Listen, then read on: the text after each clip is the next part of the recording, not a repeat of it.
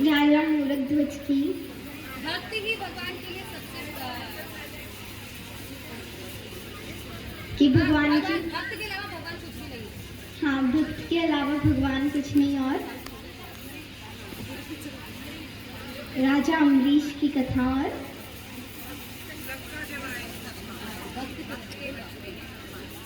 बताइए और किन किन की कथाएं हुई थी। अब देखिए जो यहाँ पीछे बैठे हैं आपको बैठने के लिए यहाँ नहीं बुलाया है। आप जो पीछे बैठे हैं आप सबको भी उत्तर देने हैं, आंसर देने। चलिए बताइए कौन कौन सी कथाएं हुई थी। प्रहलाद जी और भगवान की चर्चा, कालिदास जी की कथा,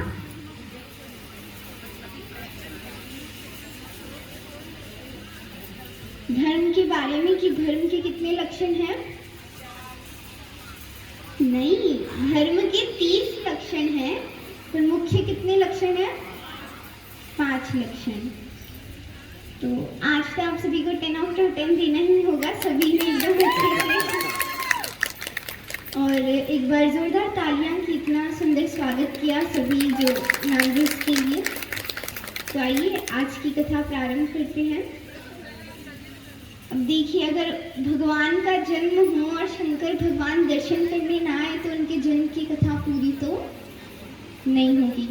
अब भगवान छोटे से हैं तो शंकर भगवान, विष्णु जी, ब्रह्मा जी सब दर्शन करने आते हैं। अब देखिए महाराज, जब नंद लाला, जब कन्हैया का जन्म हुआ, मैं चाहूंगी कि आप सभी बातें ना करें, कथा में ध्यान दिए। तो जब कन्हैया जी का जन्म हुआ तो पूरे गोकुल में जितने भी जन थे वे सब यशोदा जी के वहां जाने लगे। वहां इतनी भीड़ हो गई। अब शंकर भगवान भी जाने की कोशिश कर रहे हैं, दर्शन करने की कोशिश कर रहे हैं, पर देखिए इतनी भीड़ भाड़ में कोई नहीं देखता कौन वीआईपी कौन वीवीआईपी। तो शंकर जी को धक्का मारे, उनके पैर पे पैर रखे। शंकर जी कहे आज तो दर्शन नहीं हो सकता। शंकर जी जाते हैं।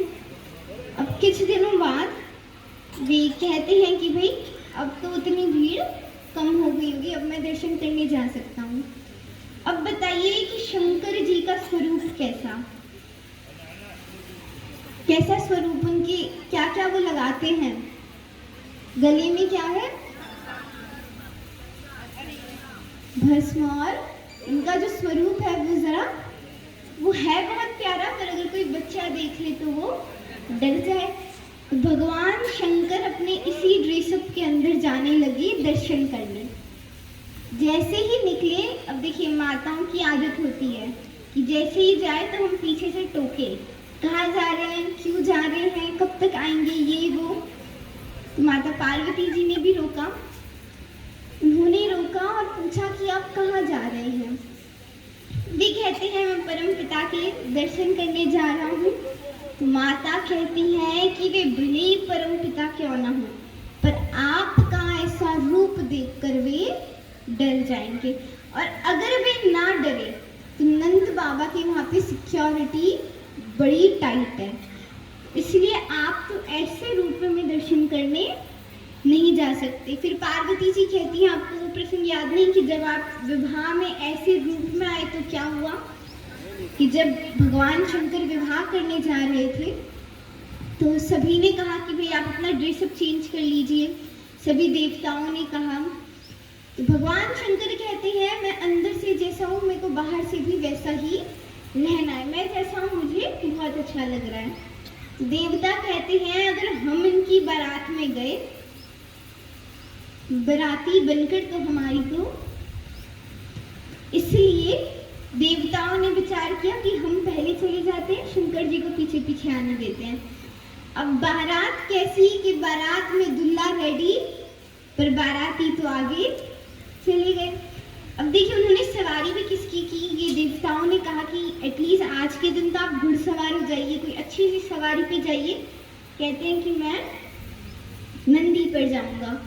अब नंदी महाराज कहते हैं कि प्रभु बारात में तो कोई है ही नहीं, कैसे जाए बिना बारातियों के।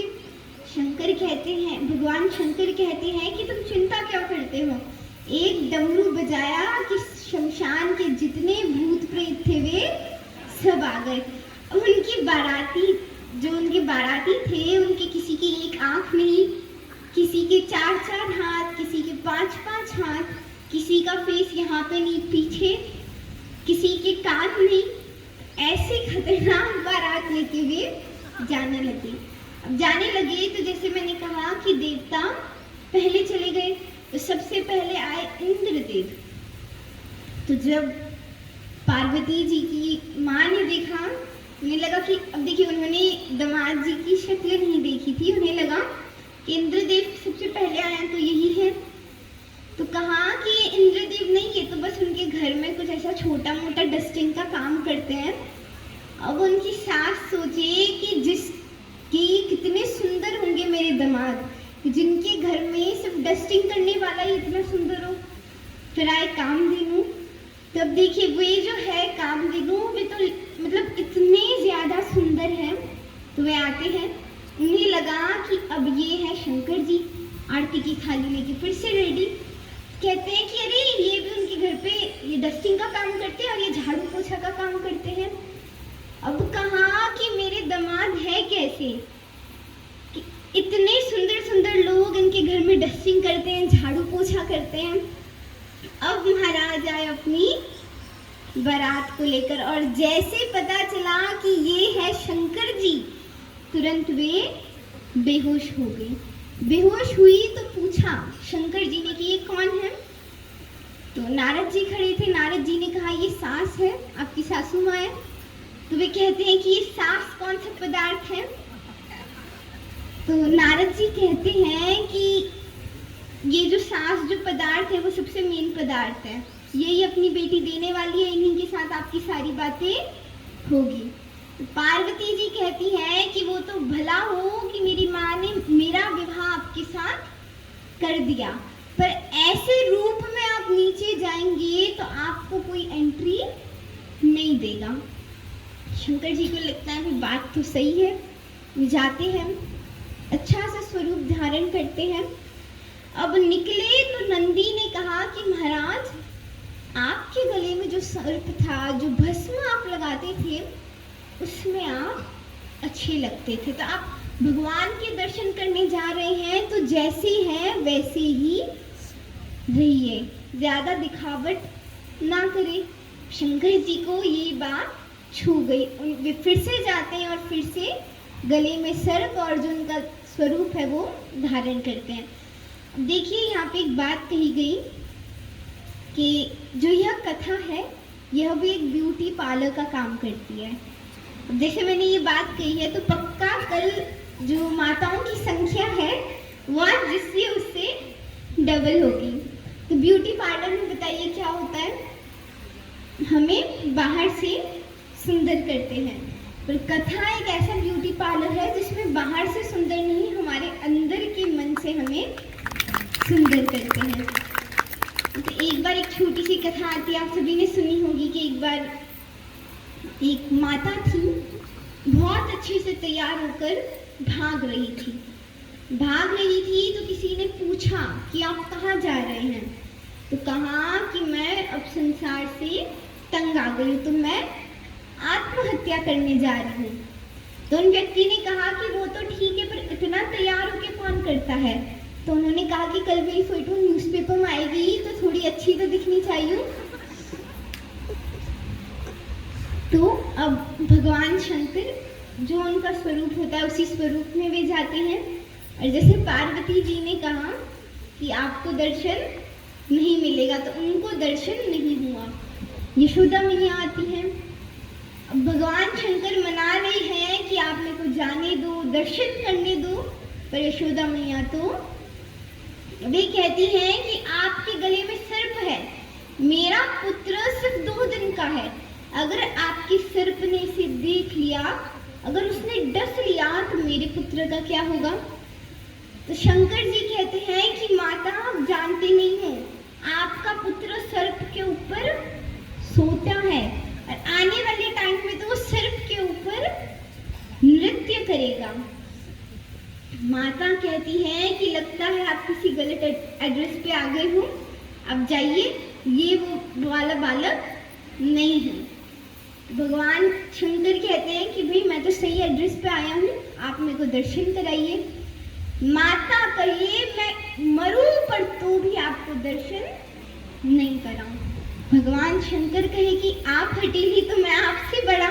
भगवान कहते हैं जब तक आप दर्शन ना कराए मैं यहाँ पे धूली रमाकर बैठ जाऊं। आपका पुत्र बड़ा होगा, कभी तो आप घर से बाहर निकालेंगे, कभी तो इनके मित्रों के साथ खेलने देंगे। तो माता कहती है कि इसकी चिंता मत करो, हमारा कोई महल छोटा मोटा नहीं है, बहुत बड़ा है और हमारे यहाँ पर कई कमरे हैं, तो मैं किसी भी गेट से अपने पुत्र को निकाल दूंगी। आप सभी का ध्यान यहाँ रहे, वहाँ पे जो भी कार्य हो रहे होंगे। तो माता कहती है कि मैं आपको दर्शन ना कराऊं। तो प्रभु कहे कि विवाह तो कराओगी, इसका विवाह कराओगी तो एंट्री तो यही है, दुल्हन को यही से अंदर ले जाओगी, तब दर्शन करूंगा। माता कहे मैं विवाह ही ना कराऊं। भगवान शंकर कहे कि माता तो बड़ी जिद पर अड़ गई। अब वे अंदर ही अंदर कह रहे हैं कृष्ण जी से कि हे कन्हैया तुम कुछ करो। कन्हैया जी अब जोर जोर से रोने लगे। तो माता को बहुत समझाया, कन्हैया जी को बाहर लाते हैं और कन्हैया जी और शंकर भगवान का दर्शन होता है। तो एक बार दोनों हाथ उठाकर बोलिए कृष्ण कन्हैया लाल की। तो इस तरह उनके दर्शन की लीला आती है। फिर वे 3-4 दिन की जब हुए तो पूतना नामक राक्षसी आती है और भगवान उनका वध करते हैं। इस तरह भगवान धीरे धीरे बड़े हो रहे हैं। अब वे एक दिन रात्रि को माता की गोद में बैठे थे। रात्रि को जब वे बैठे थे तो उन्हें चंद्रमा दिखे